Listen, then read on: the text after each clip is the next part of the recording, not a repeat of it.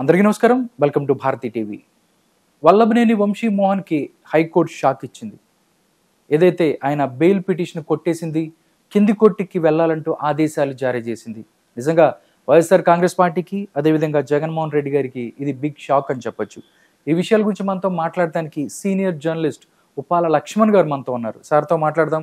దీనికి సంబంధించి అసలు ఏం జరగబోతుంది, ఎందుకు ఇలా జరిగింది, ఈ విషయాల గురించి మనం మాట్లాడదాం. నమస్కారం సార్.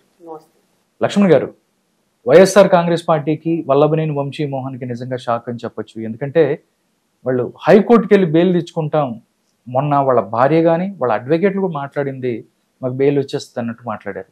నిజంగా హైకోర్టు ఈ యొక్క బెయిల్ని తిరస్కరించింది. దానికి సంబంధించి ఏం చెప్తారు సార్ ఈ అంశం గురించి? ఇప్పుడు ఏ కోర్టు అయినా కూడా వాదనలు సరిగా ఉంటే బెయిల్ ఇవ్వగలుగుతారు. అంటే ఏమి ఆధారాలు సరిగా లేకుండా ఎఫ్ఐఆర్ నమోదు చేసి ఉంటే ఖచ్చితంగా కోర్టు మీ దగ్గర ఏం ఆధారాలు ఉన్నాయని చెప్పి అడుగుతుంది. సరైనటువంటి సమాధానం చెప్పలేనప్పుడు ఖచ్చితంగా బెయిల్ వస్తాయి. అనేక కేసుల్లో చాలామందికి రాజకీయ నాయకులకు బెయిల్ వచ్చిన విషయం మనం చూసాం. బట్ ఈ కేసులో ఏంటంటే అప్పుడు అంతకుముందు గన్నవరంలో ఉన్నటువంటి తెలుగుదేశం పార్టీ కార్యాలయం మీద దాడి జరిగినటువంటి ఒక పాత కేసులో ఎవరైతే అప్పుడు ఫిర్యాదు చేసి ఉన్నారో తెలుగుదేశాన్ని పార్టీకి సంబంధించిన అతను, ఇప్పుడు అతన్ని తీసుకువెళ్ళి బలవంతంగా అతన్ని తిట్టి లేదా కొట్టో లేకపోతే ధనము ఆశ చూపో లోబర్చుకొని అతన్ని తీసుకెళ్ళి కోర్టులో ఆ కేసును విత్డ్రా చేయమని చెప్పి అతను అడిగాడు. మరి అది ఎంతవరకు కరెక్టు? ఇక్కడ కూటమి ప్రభుత్వం అధికారంలో ఉండగా ఆయన వంశీ అంత సాహసం చేశాడు అంటే ఈ ప్రభుత్వం మీద ఈ ప్రభుత్వం నన్ను ఏం చేసుకుంటుందనే కదా దాని అర్థం. అందువల్ల ఏంటి, ఇక్కడ సరే అతన్ని అరెస్ట్ చేశారు. ఇప్పుడు అతను విశాఖపట్నంలో దొరికాడు, ఆ ఫిర్యాదు చేసిన అతను. ఇప్పుడు ఆ యొక్క కిడ్నాప్ కేసు నమోదైంది ఈయన మీద ఇంకా కొంతమంది మీద.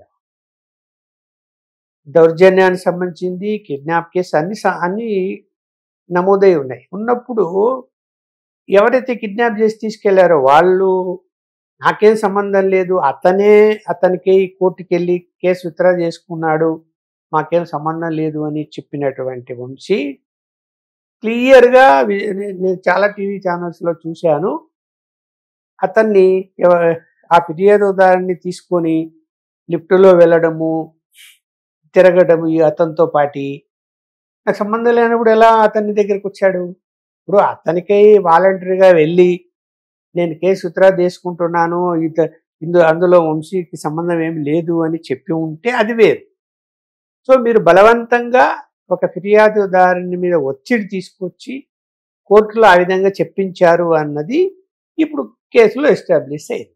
అయిన తర్వాత ఎవరైనా ఏ జడ్జి అయినా కూడా అది విన్న తర్వాత ఒక కంప్లైంట్ దారుని మీద ఒత్తిడి తీసుకొస్తానంటే కోర్టు ఒప్పుకుంటుందా? ఒకేలే తప్పుడు ఫిర్యాదు ఇచ్చి ఉండొచ్చు అనుకున్నాం, ఉదాహరణకు ఏదైనా వేరే కేసుల్లో.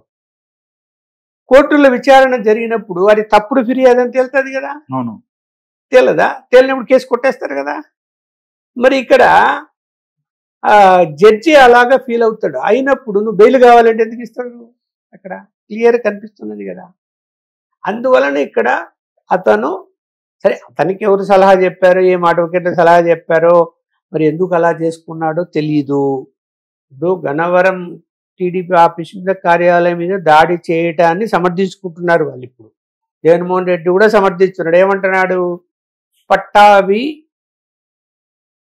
వంశీని నానాక తిట్లు తిట్టాడు, అది భరించలేక ఈ దాడి జరిగింది అంటున్నాడు. అంటే ఒప్పుకుంటున్నట్టే కదా సార్. ఇంకోటి కూడా ఆయన మాట్లాడుతూ మరొక అది కూడా చెప్పారు, మరి వింతగా మాట్లాడారు. ఒక సీఎం గా పనిచేసిన వ్యక్తి అక్కడ కాలింది లేదు, దాడి చేసింది లేదు, అయినా కానీ దాడి జరిగిందని కేసు పెట్టారు. అంటే విజువల్స్ కానీ మిగతాయి కానీ మనం చూసిన పిచ్చోళ్ళ, లేకపోతే మీడియా టెలికాస్ట్ చేసింది. ఒక కారు తగలబడిపోతూ ఉంటుంది సార్, మిగతా ఆయన పగలగొడుతూ ఉంటారు. ఎందుకు ఆయన అంటే ఎందుకు మాట్లాడుతున్నారో అర్థం కావట్లేని అంటే పరిస్థితి. ఒక్కోసారి ఒక విధంగా మాట్లాడతాడు. ముందేమన్నాడు, వంశీని తిట్టారు కాబట్టి, పట్టాభి తిట్టాడు కాబట్టి కార్యకర్తలు రెచ్చిపోయి అలా చేశారని అతనే ఒప్పుకున్నాడు. అన్నప్పుడు వంశీని తిట్టినప్పుడు కార్యకర్తల మీద దాడి చేశారంటే వంశీకి తెలియకుండా కార్యకర్తల మీద దాడి చేస్తారా? మనం మామూలుగా అనుకున్నాం, అంత సాహసం చేస్తారా పార్టీ కార్యాలయం మీద పోయి? అంటే వంశీ పాత్ర ఉన్నట్టే కదా. సో అప్పట్లో కేసు నమోదైంది. ఆయన జగన్మోహన్ రెడ్డి గారి ప్రభుత్వ హయాంలోనే ఆ కేసు నమోదై ఉంది. సో ఇన్వెస్టిగేషన్లో కొంతమంది దొరికారు అప్పుడు. మళ్ళీ ఇప్పుడు ఈ యొక్క కిడ్నాప్ కేసులో దొరికాడు. అందువల్ల ఇక్కడ రాజకీయ నాయకులు నేర్చుకోవాల్సింది ఏమిట్రా అంటే, ముందు నోటు దూల తగ్గించుకోవాలి ఏ పార్టీ వాళ్ళైనా కూడా. ఇప్పుడు వ్యక్తిగత దూషణలు అవసరమా? ఒక మంత్రిగా ఏదైనా తప్పు చేస్తున్నాడు, ప్రజలకు సేవ చేయటం లేదు, లేదా అవినీతి చేశాడంటే వాటిని బయట పెట్టి మీరు జనం ముందు చూపించండి, అప్పుడు సంతోషిస్తారు. అలా కాకుండా ఆ మనిషి పుట్టురు పూర్వోత్తరాలు ఫ్యామిలీ మెంబర్స్ గురించి ఇష్టానుసారం మాట్లాడడం అనేది ఏ పార్టీ వాళ్ళకి కూడా మంచిది కాదు. అది మరి దారుణంగా అసలు ఇవి ఇప్పుడు మనం మాట్లాడుకోవాలంటే చెప్పాలంటే కూడా అసహ్యం వేస్తుంది. అంత దారుణంగా మాట్లాడుకున్నారు. వీధి గుడ్డలు కూడా అట్లా మాట్లాడుకున్నారు. ఓకే సార్, మరో అంశం అంటే కొంచెం మాజీ ముఖ్యమంత్రి గారు మాట్లాడింది కొంచెం వింతగా కూడా అనిపించింది. అంటే ఎవరైనా చంద్రబాబు నాయుడు తన కులంలో ఎవరైనా ఎదుగుతున్నారంటే ఓర్చుకోలేడు, దాంతో పాటుగా లోకేష్ కన్నా అవినాష్ అందంగా ఉన్నాడు కాబట్టి, లేకపోతే వల్లభనేని వంశీ అందంగా ఉన్నారు కాబట్టి ఆ ఆ యొక్క కోపాన్ని తట్టుకోలేక కేసులు పెట్టారంటారు. అంటే ఏదైనా ఒక సబ్జెక్ట్ మాట్లాడేటప్పుడు కరెక్ట్గా అంటే రాంగ్ సిగ్నల్ వెళ్ళే అవకాశం ఉంటుంది. అంటే ఏదైతే చంద్రబాబు నాయుడు సామాజిక వర్గంలో చాలా మంది ఎదురు పార్టీలోనూ ఎదిగిన వాళ్ళు ఉన్నారు, తెలుగుదేశం పార్టీలోనూ ఎదిగిన వాళ్ళు ఉన్నారు. అంటే ఈయన ఏదో ఒకటి చెప్పాలి అని, లేకపోతే నవ్వులు పాలు అవుతామో, లేకపోతే దీనికి సంబంధించి ఎందుకు జగన్మోహన్ రెడ్డి గారు అలా మాట్లాడారు అని చెప్పి మీరు గమనించారు సార్?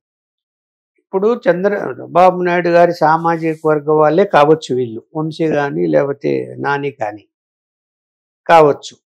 ఆయనంత మాత్రాన అలాంటి మాటలు మాట్లాడచ్చా? అలాంటి చర్యలు దిగచ్చా? దిగకూడదు కదా ఎవరైతే.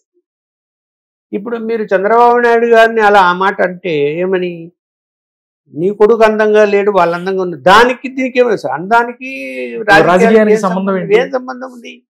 అసలు ఎందుకు మాట్లాడుతున్నాడు? అసలు ఆయనకే అది ఎవరన్నా అపహాస్యంగా ఉంది. అది సందర్భం లేదు అసలు. ఒక మనిషి అందంగా ఉండొచ్చు, ఉండకపోవచ్చు. ఏమిటో అంటే నాన్నగారు అంత పెద్ద అందంగా ఉన్నారు అట్టయితే గుట్కా నవ్వులతో గడ్డం పెంచి మనిషిని చూస్తేనే అసహ్యంగా అనిపిస్తాడే. ఎవరైనా కూడా చూసా మనిషిని చూస్తే మరి ఎలా మాట్లాడుతున్నాడు అలా? మీ సామాజిక వర్గం వాళ్ళని మీరు వేధిస్తున్నారని ఇప్పుడు సామాజిక వర్గం ఎందుకు గుర్తొచ్చింది నీకు? ఆ మాట ఎందుకు అంటావు? తప్పు జరిగిందో లేదో దానికి చెప్పమని చెప్పు, అంతే తప్ప కులాలు తీసుకురావాల్సిన అవసరమే లేదు. ఇక్కడ నువ్వు 5 ఏళ్ల పరిపాలనలో కులాలు తీసుకొచ్చి నువ్వు పరిపాలన చేసావు. ఇప్పుడైనా మార్పు తెచ్చుకోవయ్యా. ఇప్పుడు ఇంకా కులాల గురించి ఎందుకు మాట్లాడతావు? ఏ సమాజం ఎవరైతే ముందు తప్పు చేసినప్పుడు చట్టం తనుతుందని చేసుకొని పోవాలా? నీ వాళ్ళు తప్పు చేయకుండా, నీ వాళ్ళు దుర్మార్గమైన పనులు చేయకుండా లేదా తిట్టకుండా నువ్వు ముందు కంట్రోల్ చేసుకో. అవతల కూడా అడగచ్చు రేపు, చూడయ్యా మా వాళ్ళు ఎవరు కూడా మాట్లాడడం లేదు, మీరు మాట్లాడుతున్నారు అని చెప్పి నువ్వు అడిగేదానికి నీకు రైట్ వస్తుంది. అలా కాకుండా నువ్వు కంట్రోల్ చేసుకోకుండా నువ్వు సామాజిక వర్గం గురించి మాట్లాడితే ప్రయోజనం ఏముంది దానివల్ల? ఎవరైతే ఏముంది? మీ రెడ్డి సామాజిక వర్గం వాళ్ళు చంద్రబాబు నాయుడు క్యాబినెట్లో లేరా? ఇప్పుడు చంద్రబాబు నాయుడు ఏంటమ్మడి లేరా? ఉన్నారు కదా. మరి అవును, మరి నువ్వు అప్రిషియేట్ చేస్తావు? పోనీ చెయ్యి చూద్దాం. ఓ చంద్రబాబు నాయుడు వైపు ఉన్నటువంటి రెడ్డి సామాజిక వర్గం వాళ్ళని, అయ్యా మా సామాజిక వర్గాలకు మంత్రి పదవులు ఇచ్చాడు, మేలు చేస్తున్నాడు, ఇంకా ఏవో పదవులు ఇస్తున్నాడు, కాంట్రాక్ట్ వర్కులు ఇస్తున్నాడు అని చెప్పి నువ్వు అప్రిషియేట్ చేయమని చూద్దాం. చేస్తావా? చేయవు కదా. అవును, వాళ్ళు తప్పు చేసే కూడా విమర్శిస్తావు కదా. మరి అవును సార్, బెయిల్కు సంబంధించి బెయిల్ కోసం కూడా, లేకపోతే అక్కడ సౌకర్యాల గురించి కూడా వీళ్ళు పిటిషన్ వేశారు. వెన్నుపోసిన కింద బ్యాక్ పెయిన్ ఉంది, కింద పడుకోలేకపోతున్నాడు, ఇంటి ఫుడ్ కావాలి, బాత్రూమ్స్, అంటే ఇవన్నీ కూడా బెయిల్ ఏదో విధంగా బెయిల్ తీసుకుంటానికి ఏదో ఒక కోణంగానో లేకపోతే దేనిలాగా చూపించడానికి ఇవన్నీ చేశారనుకోవచ్చు. అవునయ్యా, నీకు ఇవాళ ఆ యొక్క జైల్లో ఆ సౌకర్యాలు లేవు. తెలుగుదేశం లోపల పెట్టినప్పుడు వాళ్ళకు ఉన్నాయా సౌకర్యాలు? మరి నువ్వే కదా అటు పెట్టించావు అందరినీ లోపల. అప్పుడు ఆ సౌకర్యాలు ఉన్నాయా? లేవు కదా, అప్పుడు లేవు కదా. మరి ఏం మాట్లాడతావు? జైల్లో ఇంతవరకు ఏ లిమిట్ వరకు వాళ్ళు చేయగలుగుతారో అంతవరకే చేసి ఉంటారు. నువ్వు ఎక్స్ట్రాడినరీగా కావాలి అని చెప్పి కోరటం అంటే నువ్వు లగ్జరీగా జైల్లో కూడా ఉండాలని అనుకోవటం అనేది కరెక్ట్ కాదు. అది మహాత్మా గాంధీ జైల్లో పడితే లగ్జరీ కావాలని అడిగారు ఆ రోజు? నెహ్రూ గారు జైల్లో పడితే అడిగారు? అలాంటి ఇందిరాగాంధీ జైల్లో పడింది అడిగిందా?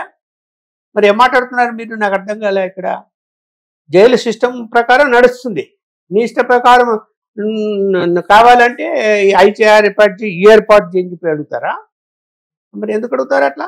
నువ్వు తప్పు చేసావు, పోయావు, అరెస్ట్ అయ్యారు, లోపల ఉన్నావు, వెయిట్ చేసుకో. బెయిల్ కోసం చేస్తావో కేసు కొట్టేయడానికి ప్రయత్నం చేస్తావు, చేసుకో. జైల్లో అవి కావాలి, ఇవి కావాలా?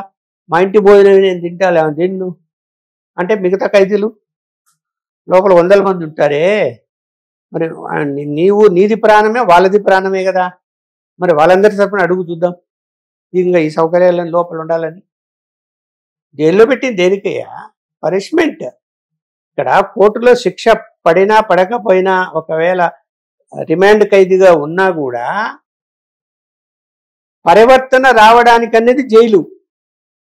అక్కడ అన్ని నువ్వు ఇంట్లో మాదిరిలాగా అన్ని ఏర్పాట్లు చేసి కూర్చోడానికి కాదు. అట్లయితే అందరు పదా జైల్లో కూర్చుంటా ఉంటారు. నిన్ను చంపేస్తారా? నేను జైల్లో పోయి హాయిగా కూర్చుంటా, నాకు అక్కడ హాయిగా ఏసీలు పెడతారు, మంచిగా ఫుడ్ పెడతారు, అన్ని తినేసి హాయిగా తిని పడుకుంటా అని పోరా అందరూ? మరి అరే మా జైలుకి అయితే చెప్పకూడదు తినాలా, అక్కడ ఫ్యాన్ ఉండదు, గాలి ఉండదు, కింద పడుకోవాలా అనేటువంటి భయం ఇవాళ ఉంది. కాబట్టి నేరాలు కొంతవరకు తగ్గాయని నువ్వు ఆలోచించు. అన్ని సౌకర్యాలు కల్పిస్తే ఇంక ప్రతి ఒక్కడు వాని ఆవేశం తెచ్చుకుంటాడు. దగ్గర ఎందుకుంటాడు? జైల్లోనే ఉంటాడు, జైల్లో కూర్చుంటాం అంటాడు. మరి